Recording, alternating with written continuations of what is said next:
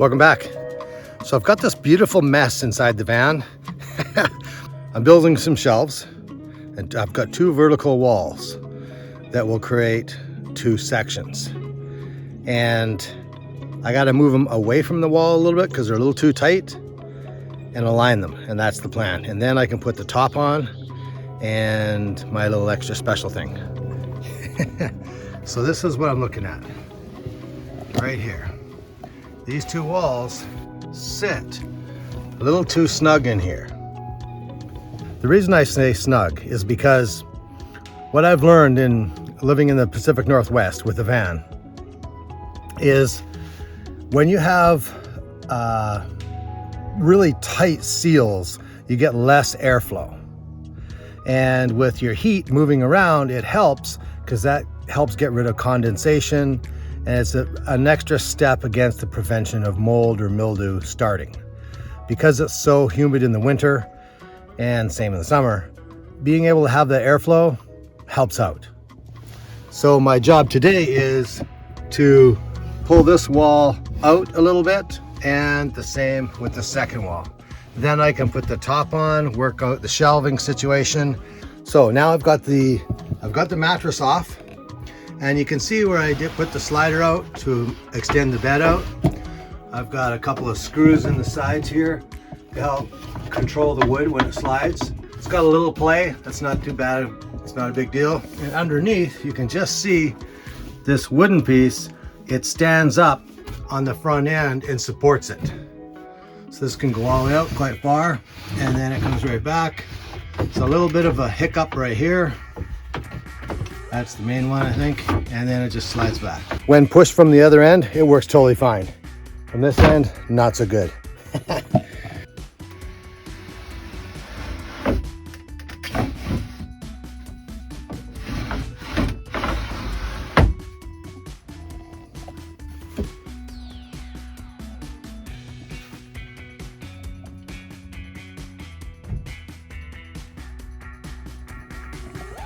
Mission complete.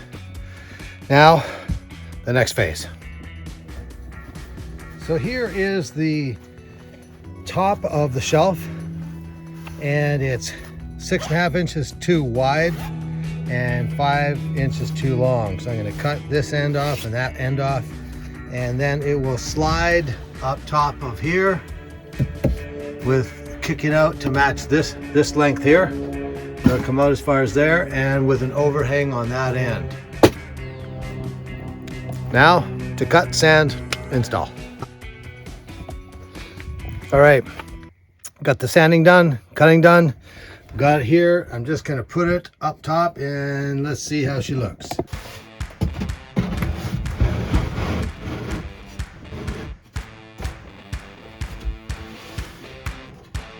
Not too bad. I got an overhang here because I'm going to have tracks, 2 tracks that go along here and 2 up here for the sliding doors to go into.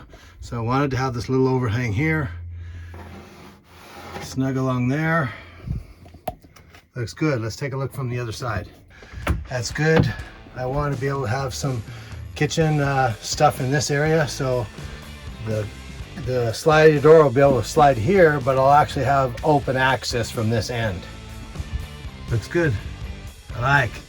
All right, I'm gonna screw it into place, and yeah, screw it into place. There you have it. In position.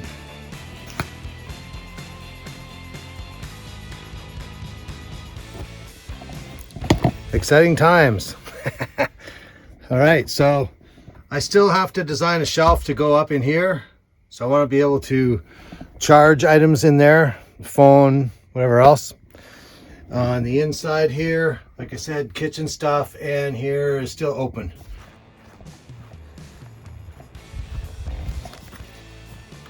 All right, we have stuff to do. It's raining out, it's a little chilly, but I've got some little things to do. First and foremost is the shelf. What am I gonna do with the shelf? I have a plan as part of my my goal. So here's a little brief look at all this sketching I did. And let me redo that so that it makes sense for you. Essentially, I'm taking a D-ring like this, goes like that, and I'm going to put it along these points like that, make that bigger. So here's the D-ring, here's the point. This represents the shelf, sketchy looking shelf, and put a D-ring here, here, here, here, here, and here. So 6 of them.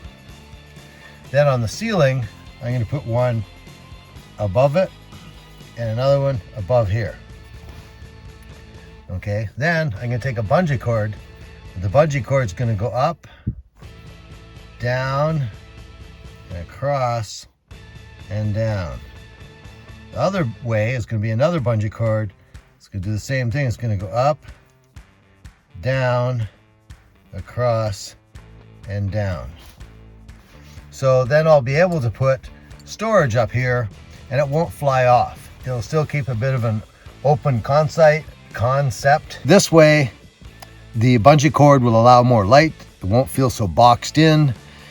It's easier to manage, to move stuff around and get at and put stuff in and out than it is if it was framed in with doors that lift up or open or slide or anything like that. That's the plan, so that's what I'm going to do today. So D-ring 1 is going to go there.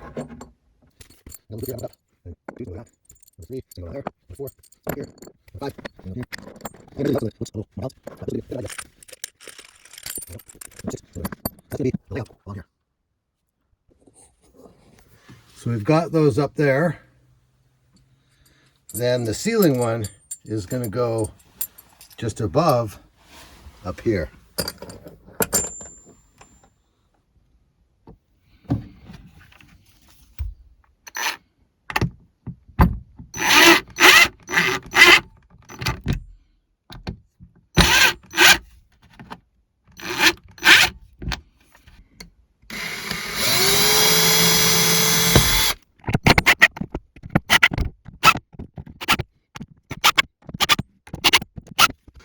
So now this front row is all completely done.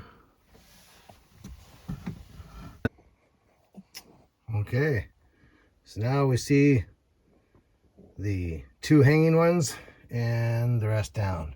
I'm going to put up this last one because it's going to go up on this side here. It'll go like that.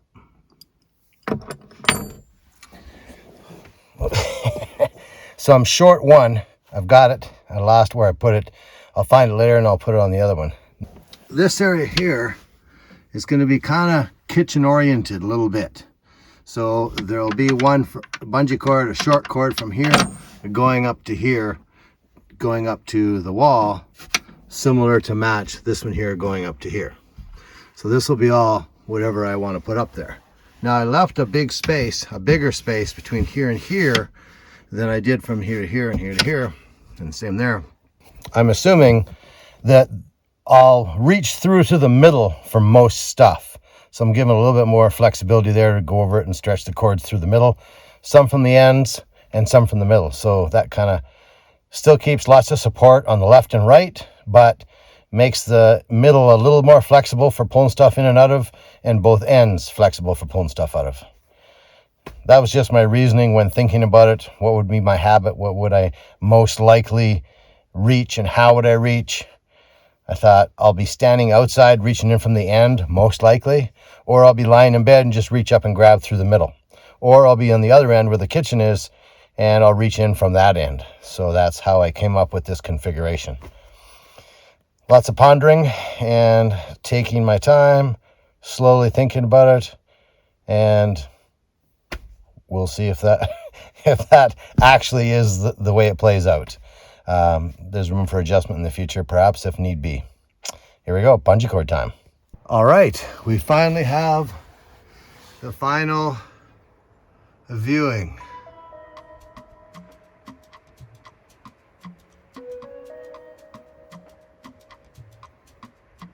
Simple, easy. Like I said, if I'm on the outside, I'll be grabbing from this side or over this top part. And if I'm in bed, I need something, I'll probably reach over the middle. And the other end will be if I'm in the kitchen. There you have it. Simple, yet it'll do the job. One detail I needed to make sure of before I bought these D-rings, I needed to be sure that this here hook and this whole area apart would go through the D-ring. It had to be able to make it. So I had to make sure that these were not too wide and that this was wide enough. That's how I was able to choose these particular D-rings. There are others much bigger and there are others much smaller.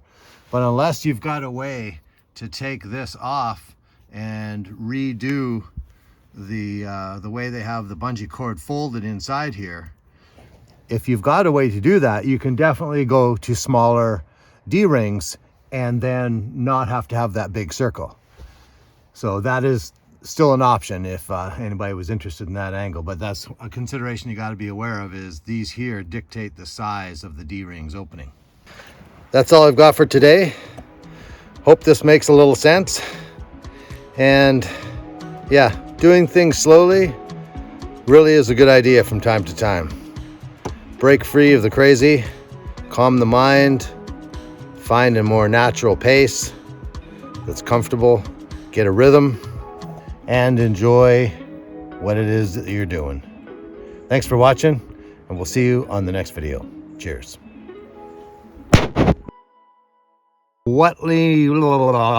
Welcome back. Come on, you drunk phone, get it together.